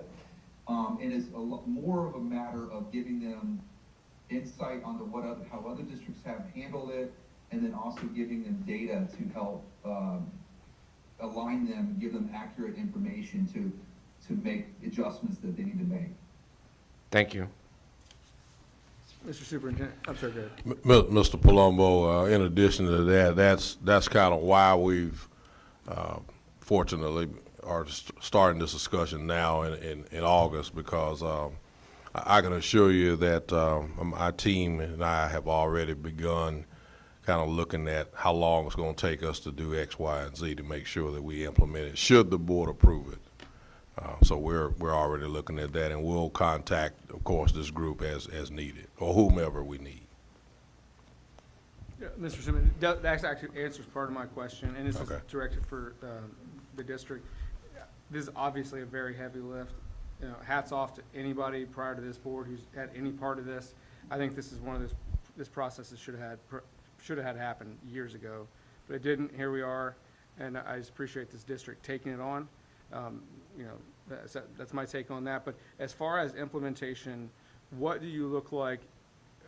I'm assuming here, I just wanted for clarification, this year's kind of out of the question. Would this be your recommendation to be implemented and executed for school year 24, 25? So the short answer to that question is yes, we could implement it for 24, 25, but we need to know pretty quickly, like within the next 15 to 30 days, that we are definitely going to do it because of the things that we have to turn over to get it done. I would say no later than the meeting at the fourth Monday in September. We ought to know that we're doing it if we are, because of the time it's going to take to make sure that we implement things and communicate it properly, and make sure that parents and families and the community at large is aware of what we're doing. Yes, sir. Did I do that right, staff? Is that okay? All right. They're the ones going to have to help me do the work, so that's why I'm asking. All right. Mr. Superintendent, this is Sherry. A question for Mr. Cropper, if I may.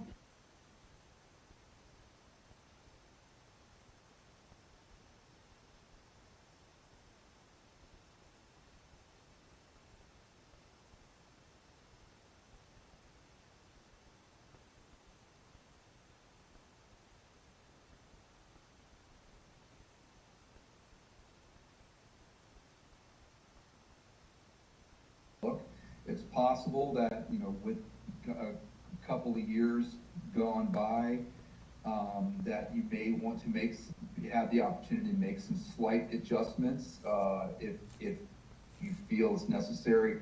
But I think at a minimum, it would probably not hurt to just plug in, to look at the recommendation through a fresh lens with current enrollment. I think that's a good idea. And is that a whole new study, or is that just something that now that you've done this, you can plug in new main numbers and you have a formula, very simple? Yes, ma'am. We would not go through the entire study again. In my opinion, we would collect the student data and map out those students, and then we would just run the numbers with as we have already formatted. So it's a much smaller level of effort in order to do that, but there is still some work involved. Yes, ma'am. But with doing that, we could see how if this current board agreed with the plan that was agreed to before, we could see what the actual impact at this point in time could be. And it Correct. would be different. Yes, ma'am. It could be. Yes, ma'am. Okay, thank you. Mr. Superintendent, and I believe Mr. Cropper at some point, as we know, things change daily. You know, for example, I don't know when you were doing this work, and as you know, there are 7 of us who are new and perhaps didn't study this in depth as the prior board. But you know that numbers have changed. Student numbers have gone down.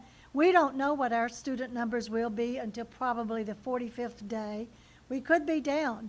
We also had, I don't know if you put this, considered this, but at that point, Liberty Charter School was beginning. And now we're probably going to see greater and greater numbers for the charter school, and I think that probably needs to be considered. Other things that we have no external control, for example, our legislature. They are now very much considering, and it may pass, school choice. And one part of school choice is that parents may choose where their children go, assuming there is a plan by the district to allow that. So I know when you said you have 1,400 high school students being involved, you know, it could be that parents are not going to like that. And I think all of those things need to be considered, and I don't know if school choice is going to be passed this year or what, but that's something that we do have to keep in mind may change this realignment project.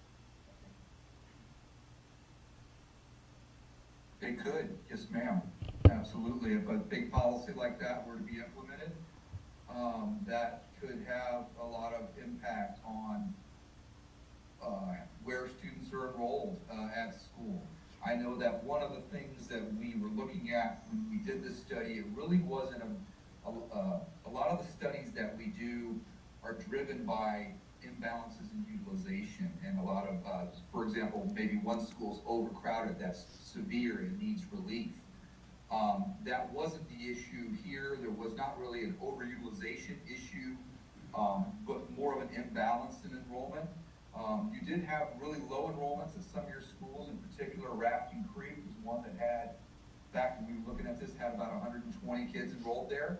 And this plan helped to bolster their enrollment and enrollment of all the schools, make them more equitable, and also look at the distance of students to school. So even if you did do even if say the state were to implement a school choice policy, these zones that were recommended would still give you a good foundation for assignment of students to schools based off of close proximity to their home, and also trying to give you an equitable amount of students that live in each zone, so you at least have some place to start as a foundation, and you could layer on that choice element to it. One other point too, I know transportation was an issue when considering this. However, if that is passed at the legislative level, the parent must provide the transportation, so it would not impact buses for the school district. So that wouldn't be a reason for having the realignment. I think the other thing that we need to consider, I don't know if you actually talked to base leadership separately when you were doing interviewing. Did you get the input from at Shaw Air Force Base, not just the Air Force Base, our base supports this community and is very large. And I'm not sure that their input was properly taken. Can you comment on that? Well, we addressed this and really made a concerted effort to reach out to the entire county, all of the communities in the county. Everything was advertised to everybody, and we did have public information sessions at all 3 high schools. I did have conversations with people who were at Shaw Air Force Base, parents and community members. And so I wouldn't say that they were missed. It was, the opportunities were there for anybody in the public to provide input and to participate. And we did get input from people from across the county. But we did not have any specific meetings on the base. We housed them at the 3 high schools, and then also, as I had presented, made everything available to the public so that they could follow the process from the start. Right. Thank you. I think it would have been beneficial to have had opportunities to have discussions with base leadership, but nonetheless, what about, did you have opportunities to talk to the realtor board people specifically, not just maybe, did you have conversations with the impact this realignment would have on real estate? In other words, are some people's property going to go up, some people's property going to go down? What did the realtors say?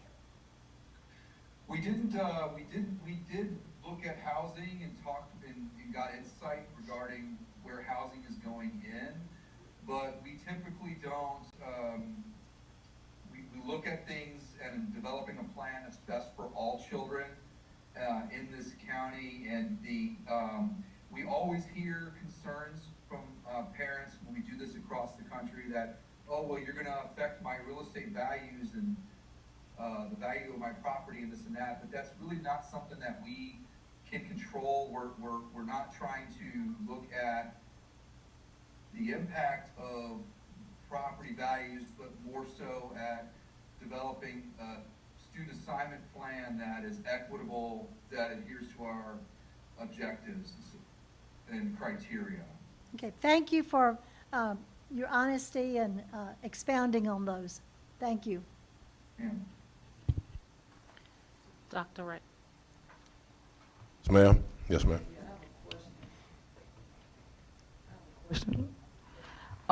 With Rathen Creek, you said the numbers are low. So before we do this realignment, could you give us an update with the numbers around the district to make sure that we're gonna have enough kids to improve the numbers at our rural schools like Rathen Creek? Because that's our actually goal in getting this done, making sure we improve those numbers in the rural areas, but the schools in the rural areas such as Rathen Creek. Yes, ma'am, I think that if the district requests and if they ask us to do it, we would be happy to update the figures in the recommendation so that you have a fresh set of numbers to look at and evaluate what the numbers would be at each building if this recommendation were to be approved. Thank you. Dr. Wright, I do have a few questions. Yes, it was ma'am. mentioned some of the, I guess, references that could potentially impact the number of students that are within the district. One of the areas that I didn't hear mentioned was the Education Scholarship Trust Fund program that we anticipate will go into effect in 2024-25, where that first year they're only looking at approximately 5,000 students. The following year would be 10,000 students and then 15,000 students. And while that is statewide and the numbers may be low, it probably too is something to consider.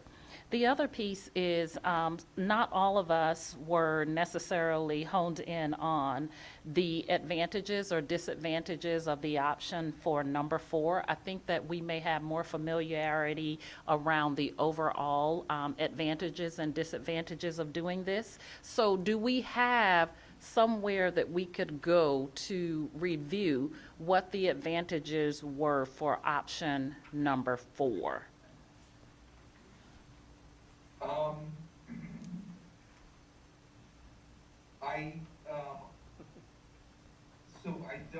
We never did put a document together that reviewed and identified the advantages and pros and cons of 3 versus 4. I will say that at the elementary level, the differences between 3 and 4 were very slight, just a very minute difference between 3 and 4. And at the middle school level was there were more differences, mostly around how far down Ebenezer extends, in close proximity to Alice Drive. And so you'll see that there are some differences there. And then at the high school level, option 3 was the one where I mentioned Rafting Creek goes into Sumter. And then in option 4, that Rafting Creek area stays at Crestwood. And so I think that that was a key difference between 3 and 4 at the high school level. And then also maintaining more of the city area in Sumter High School in 4, where in option 3, more of the city area around Alice Drive Middle were to go to Crestwood High School. It's a long answer, and I apologize, but I think that we never did put a sort of a document that compared the two, the pros and cons of them. But I'd say that looking at the maps and toggling back and forth maps in the presentation, and then looking at the numbers, you can start to discern some of the differences between the two plans that were presented. Thank you. Dr. Wright, do we anticipate as we move to, well, if approved and move to implementation, what would be the any additional financial impact on the district? I don't know that we know a dollar amount at this point.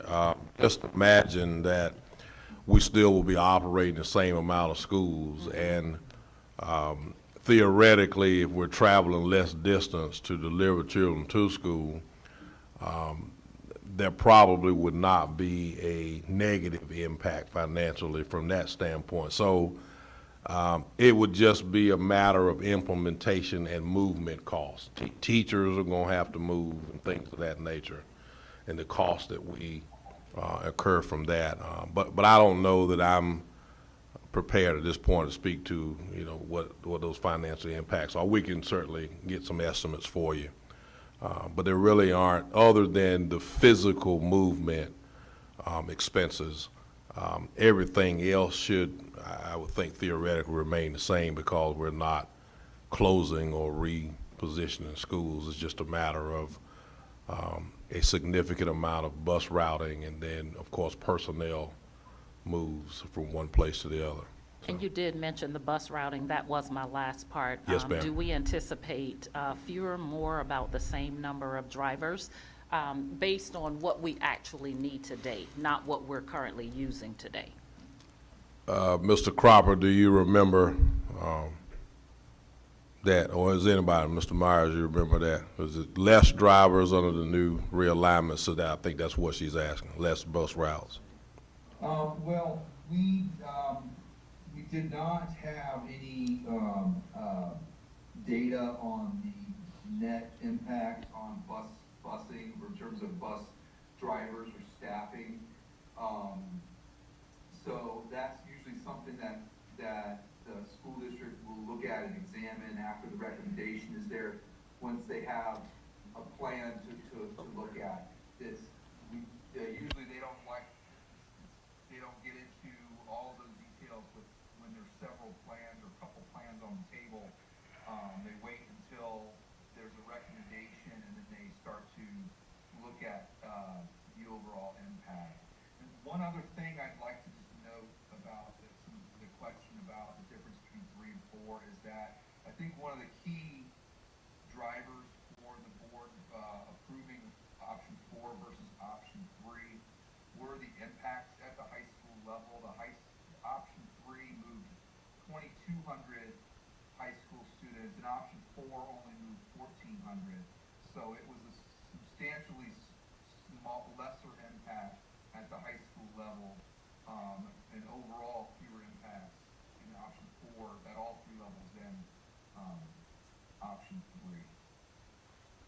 Yeah. If I can expound it, the impacts, as I'm thinking about it, should not increase for sure. There should not be more bus routes because of what we're having to do. The question, and we can get that information if approved once we get into it. We'll know that pretty quickly in terms of whether or not there might potentially be less bus routes. I know that there will be less bus riding, but now whether or not that translates into routes, I'm not sure at this point. Mr. Superintendent, one last question. So I'm not sure if you're prepared to make a recommendation, but what is the mindset of the district on this? I mean, I would love to hear Dr. Wright's take on it. As I said 14 months ago, I'm going to say my staff is looking at me. So school district leaders have the responsibility of implementation of policy decisions that are made by by the Board of Trustees. What I will say is, if the goal is to populate our rural schools, make sure they remain thriving, I do believe that realignment would not be the only solution to achieve that goal. It is a solution, you know, to impact those schools, or our schools in general, but it can't stand alone as being the only thing that we do. The implementation of realignment, my goal as the leader is, if we're going to do it, we need to have that decision made pretty quickly because of all of the stones, if you will, that we have to turn to make that happen. Our position remains, it is our responsibility to implement it should it be voted upon and approved. Doc, go ahead. Go ahead, sir. You sure? Mr. Cropper? Mr. Cropper, okay. Oh, I'm sorry. You all finished? I'm sorry. No, you're ready. He's listening. Mr. Cropper, Yes, sir. the study included standards related to utilization. My question is, were there any question raised during the study about the feasibility of the buildings and their utilization? For instance, the age of the buildings. Was there any consideration given to whether any of the present school buildings are out of date, obsolete? Should a comprehensive program on realignment not only include transportation, but include looking at a capital development program that perhaps eliminates several schools after so many of them are not being fully utilized, and rethinking the whole gamut about transportation, busing, etc., and becoming a more progressive district by becoming a 21st century district? Well, sir, I appreciate the question. We did not assess the condition of the facilities. This was not a comprehensive facility master plan, like you have explained. The focus of this was on boundaries, and specifically on boundaries, but it is something that as I was looking through my planning work of the district, I did see a lot of the facilities in the district are operating at low utilizations, and so I think that, you know, there is some opportunity there if the district were to consider or look at a capital master plan to sort of think bigger picture into how they want the county to look and what facilities are best to serve the students in all of the county. That's something that we did not do. It was not part of our role or our task here. But it's something, if that were to happen, it certainly would drive a change in the recommendation and what these realignment recommendations are providing. The assumption in this recommendation is that all the buildings would remain in operation as they are right now. Yeah. Oh, I just say, not to you, but to this board and to the people in this room and the public who listen tonight, that it does sadden me that there are school buildings that are older than I am. Older than I am. They were there when I was a child. And I think I'm probably the oldest thing in this room. And there's something about that we need to be looking at, because we need to bring our schools into the 21st century you know, because we need not only educational programs and technology, but we need the buildings to house those programs in. And I don't think we can leave the facilities out of the loop. And I'm not just saying, you know, I think there's in the mind of some people it's rural schools, but there are schools in the city that need to be eliminated. Not rural schools, somebody in something.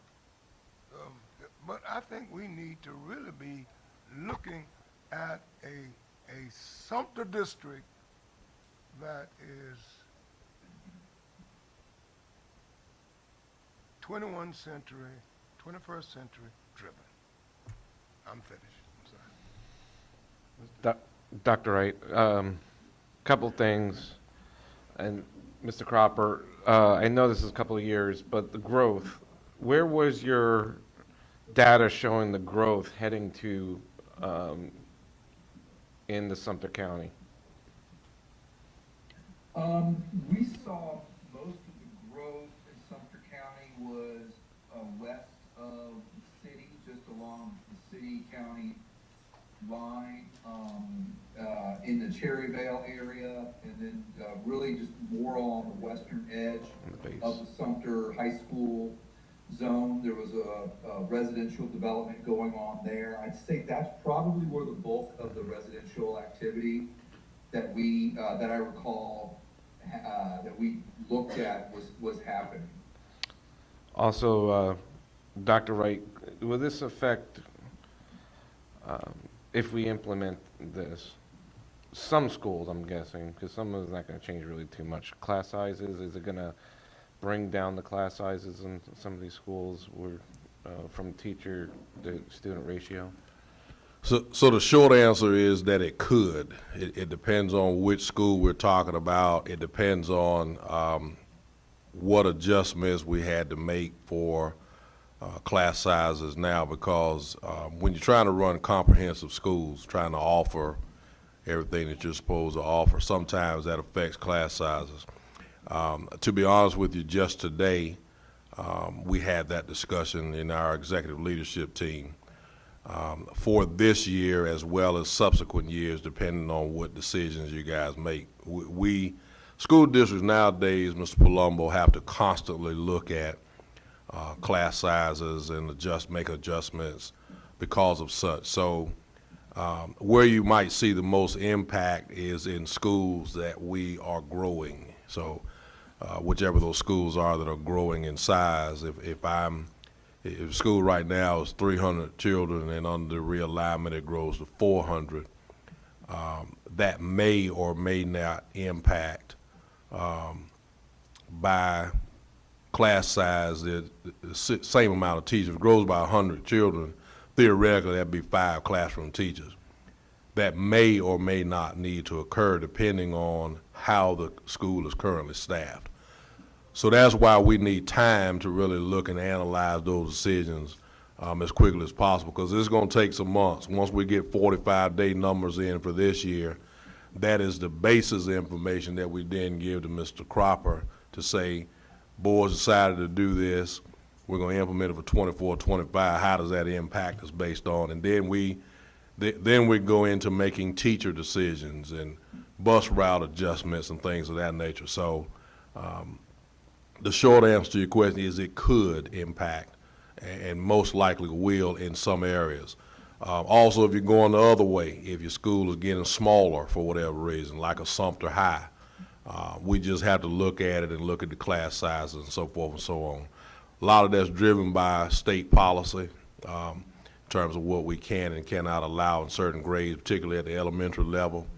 But then when we look at comprehensive high schools, we have to look at offerings and make sure that we are still maintaining the integrity of those programs.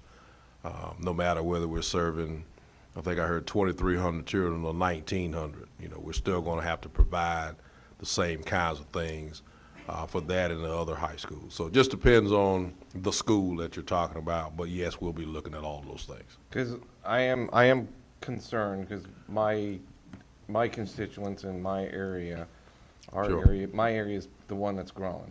Sure. So, west of Shaw Air Force Base, and also I know Sumter down the Meadowcroft area, it's all getting built up. And we already have another subdivision coming. So it really does affect, of course, the Oakland, High Hills, Shaw Heights, and there is what my concern with, especially if it keeps growing out there, because everybody wants to jump on 378 and head off to Columbia. So those are my concerns right now. Is this may have a big impact in our area. That's why, again, if it is going to occur, we need to know as early as possible so that we can start working and making those adjustments.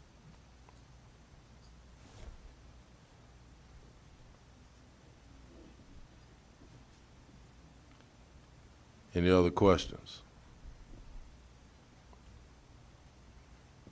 Reverend Dr. Canty, I would love to turn this back over to you. I think that's all I had on 4.1, 4.2. Those are superintendent's comments for those sections at this time.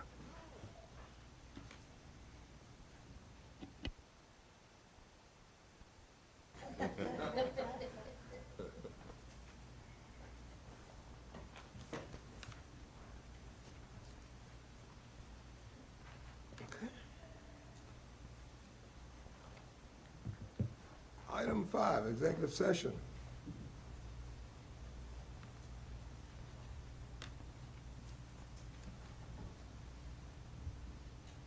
Mr. Chairman, I'd like to make a motion to enter an executive session discussion of individual student matters, transfers in and out of district, a monthly personnel report, appointment compensation, promotion, demotion, discipline, termination, and/or release of an employee, Jewel lawsuit, discussion of Sumter School District property matters, discussion of district security matters, and superintendent contractual matters. Is the motion supported? Second.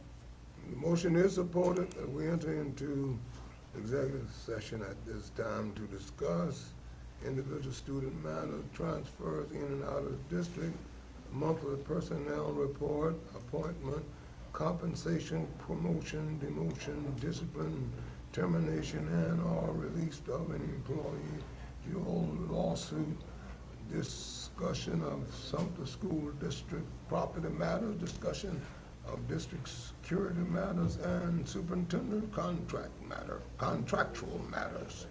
All right? Is there any discussion? If there's no discussion, have you voted already? Everybody have? Okay, very good. Thank you. Ladies and gentlemen, we'll be out for a while. You may vote your conviction.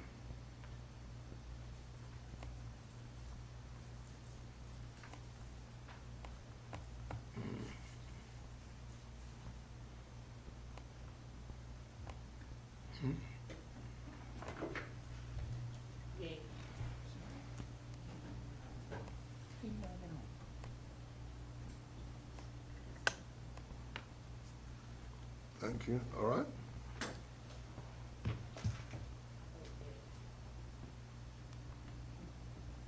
Mr. McCloud? Yes, sir. Mr. Chair, I make a motion to approve the retention stipend scenario 3 with corresponding amounts for full-time and part-time employees. I second. You've heard the motion and it is supported. Is there any discussion? If there is no discussion, you may vote your conviction.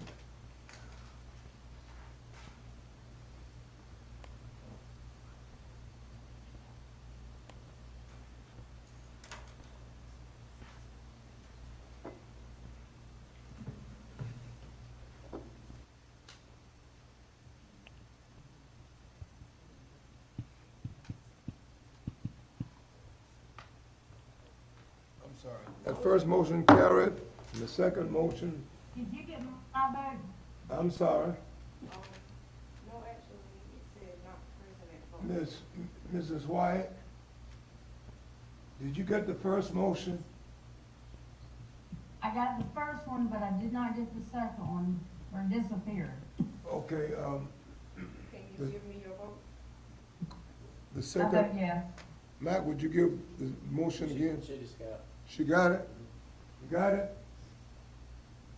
Yes, sir, my vote is yes. Okay, is that unanimous? All right, unanimous?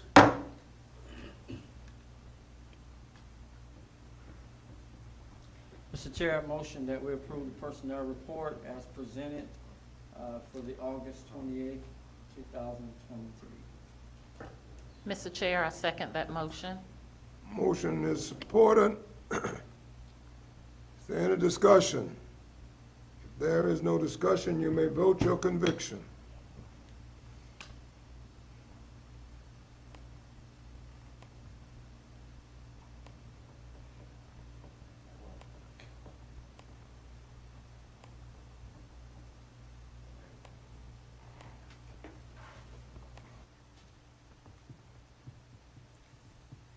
Vote is unanimous, it passes. It is unanimous.